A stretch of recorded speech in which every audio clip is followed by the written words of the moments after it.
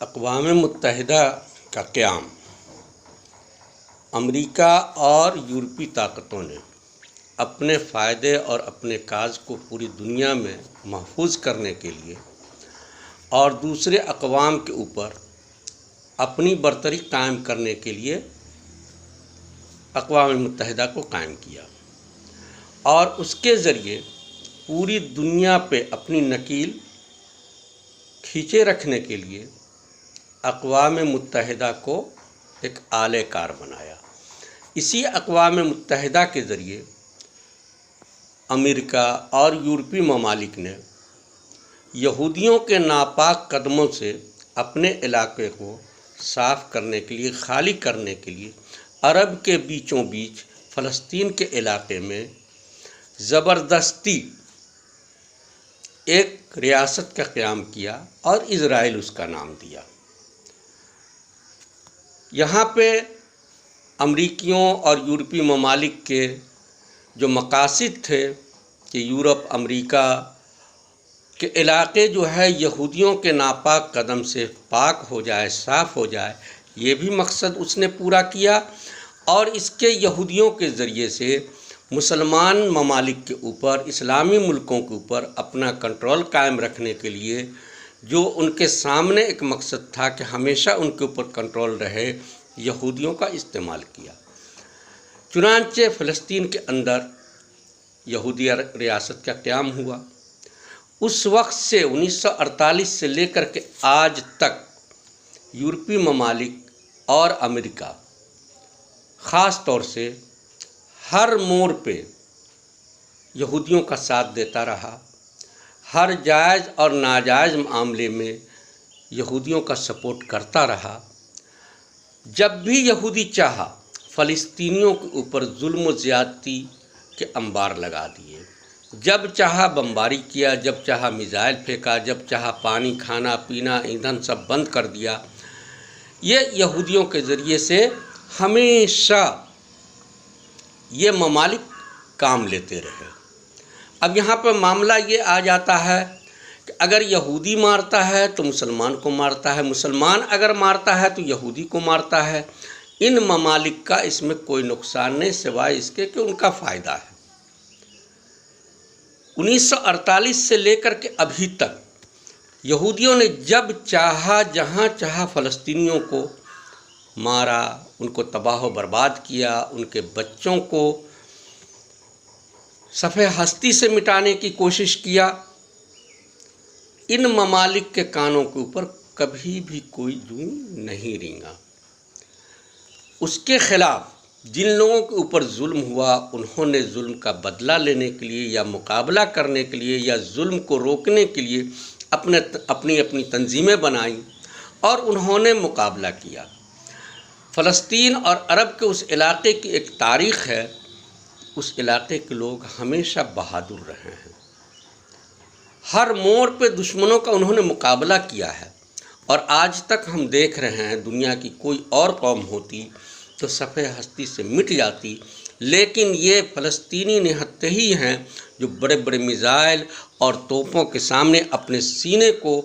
کر دیتے ہیں، لیکن آج تک ان کا وجود ختم نہیں ہوا اور نہ دنیا کی کوئی قوم ان کے وجود کو ختم کر سکتی ہے۔ ابھی حالیہ دور میں حماس نے جو اسرائیل پہ حملہ کیا، اٹیک کیا، تو ساری دنیا حماس کے پیچھے پڑ گئی۔ امریکہ نے اپنا بیڑا بھیج دیا اور فیک نیوز کے اوپر امریکہ کے راشٹرپتی کے آنکھ سے آنسو نکلنے لگے۔ اوہو دیکھو یہ لوگ کتنے بڑے ظالم ہیں کہ بچوں کو یوں قتل کرتے ہیں اور بچوں کو یوں مارتے ہیں، یوں جلاتے ہیں، عام لوگوں کو یوں مارتے ہیں، عام ناگرکوں کا نقصان کر رہے ہیں۔ لیکن یہی امریکہ کے راشٹرپتی ہیں یا آسٹریلیا کے ہیں یا فرانس کے ہیں یا برطانیہ کے ہیں، جب ہزاروں ہزار فلسطینی بچے مارے جا رہے ہیں، بھوکے پیاسے تڑپائے جا رہے ہیں، جب ان کے گھروں کو برباد کیا جا رہا ہے، ہزاروں ہزار آدمی، عام لوگ، بوڑھے، بچے، عورتیں سب ملبے کے اندر دبے ہوئے ہیں، اس وقت انہوں نے اپنی آنکھیں بند کر لی ہے اور اسرائیل کے اوپر کوئی نکیل کسنے کی ان کو ضرورت محسوس نہیں ہو رہی ہے، اس لیے کہ اسرائیل مسلمان کو مار رہا ہے، اور حماس اگر مارتا ہے یا حزب اللہ راکٹ سے حملہ کرتا ہے، میزائل داغتا ہے، کوئی اسرائیلی مارا جاتا ہے، تو اس میں بھی ان ممالک کا فائدہ ہے کہ چلو ہم تو نہیں مر رہے ہیں، اسرائیلی مر رہا ہے، یہودی مر رہا ہے۔ یہ دونوں قوم آپس میں ٹکرا رہی ہے اور یہ ممالک اپنے مقاصد میں کامیاب ہو رہے ہیں۔ ابھی تک ہزاروں آدمی غزہ پٹی کے اندر ملبے کے اندر دبا ہوا ہے، ہزاروں مارے گئے، لیکن انہوں نے آنکھ بند کر لیا ہے۔ ہاسپیٹل کو تباہ و برباد کر دیا گیا، لیکن یہ کچھ نہیں بولیں گے۔ اگر فیک نیوز اور ٹک ٹاک کے بنائے ہوئے فیک نیوز پر بچوں کو مارتے ہوئے دکھایا گیا تو امریکہ برطانیہ بہادر کے کان کھڑے ہو گئے، آنکھ سے آنسو نکلنے لگے کہ دیکھو یہ انسانی حقوق کی کتنی پائمالی کر رہے ہیں حماس والے۔ لیکن یہی اسرائیلی حقیقت میں جب پورے غزہ کو روند رہا ہے، اندھا دھن پبلک کے اوپر، عام لوگوں کے اوپر بمباری کر رہا ہے، تو یہ ممالک خاموش ہیں۔ وجہ ایک ہی ہے، ان کے سامنے جس مقصد کے تحت انہوں نے یہودیوں کو اس علاقے میں آباد کیا، وہ مقصد ان کا پورا ہو رہا ہے، اور مقصد یہی تھا کہ یہودیوں کے ذریعے سے عرب کے اوپر کنٹرول رکھا جائے گا۔ اس میں جو بھی مارا جائے، دونوں طرف سے کوئی بھی مارا جائے گا، فائدہ انہی ممالک کا ہے، ان کا کوئی نقصان نہیں ہے۔ آج دنیا دیکھ رہی ہے کہ جب رشیا نے یوکرین پر اٹیک کیا تو پورا یورپی ممالک ایک ہنگامہ برپا کر لیے، یہ دیکھو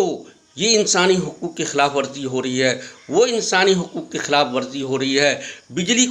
کاٹ دیا گیا، پانی کا نقصان کیا جا رہا ہے، عام لوگوں کے مکانات کے اوپر بمباری کی جا رہی ہے، اور اس میں بھی فیک نیوز کا زیادہ استعمال کیا۔ لیکن یہی اسرائیل عام لوگوں کے اوپر،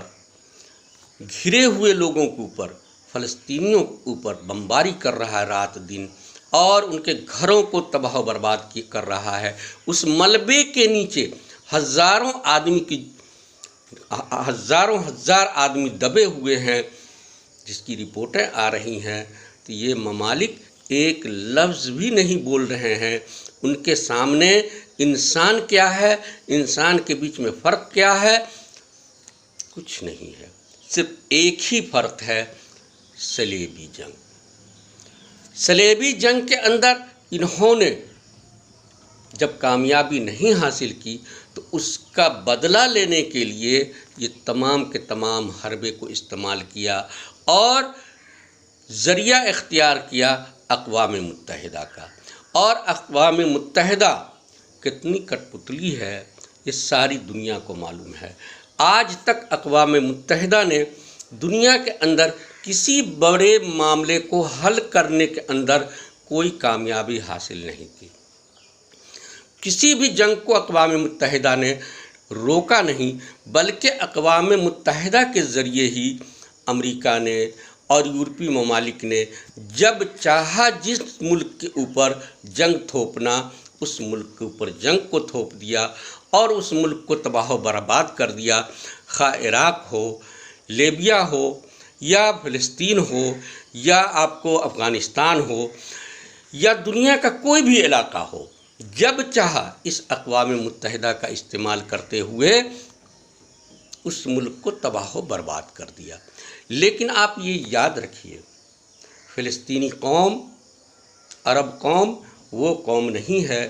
جو برباد ہو جائے، مٹ جائے اس دنیا سے۔ دنیا کی کوئی بھی قوم ہوتی فلسطینیوں کی جگہ پہ، اس جگہ پہ اب تک اس کا وجود ختم ہو گیا ہوتا، لیکن فلسطینی قوم وہ قوم ہے جس کے وجود کو ختم کرنے کا جو امریکہ اور برطانیہ، فرانس اور یورپ کے دیگر ممالک سپنا دیکھ رہے ہیں، خواب دیکھ رہے ہیں، وہ خواب کبھی پورا نہیں ہوگا۔ اور فلسطین ہمیشہ زندہ رہا ہے اور زندہ رہے گا۔